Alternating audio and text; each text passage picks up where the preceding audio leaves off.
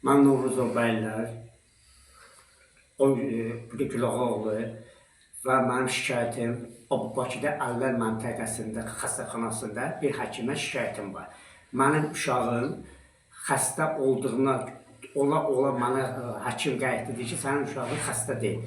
Və mən də Lənkərandan bütün sənədlərimi və hamısını əlimdə düzəltmişəm, hamısı mənə deyib ki, sənin uşağın seliflisdir.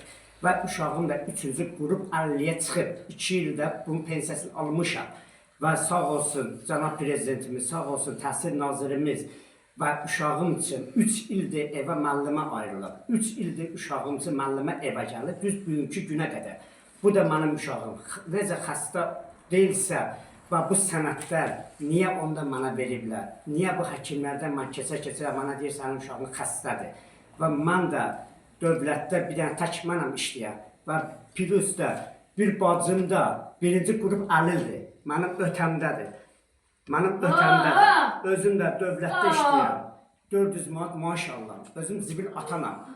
Mən necə bu həkimlərə, bu həkim mənə necə bu sənədlərimə baxmaya və məni eşitməyə, mənə deyir, sənin uşağın sağlamdır. Yaxşı, bu uşağım sağlamdırsa, mən bu həkimlər niyə onda bu kağızları mənə verib və kağızları mənə verib? Niyə mən bu Sabezdən bu kağızı almışam? Uşağın bu da kağızım. Uşağın pensiyaya çıxıb. Hələ də bu sənədlər mənim əlimdədir.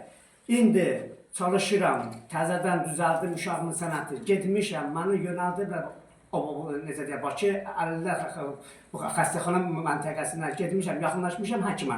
Həkim uşağımı oturub kompüter qabağında, uşağıma deyir, get o başa, gəl bu başa. Ondan sonra mənə deyir ki, götür sənədlərimi, sənin uşağın necə deyək, xəstə deyil.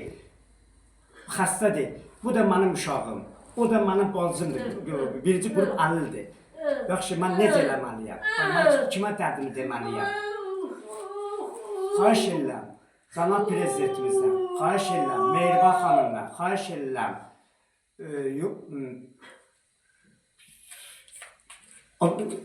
Milli Məclisdə və mənə köməklik göstərir. Xahiş edirəm, o xəstəxanada həkim olandan, xahiş edirəm, necə, onu bu göstərəsin.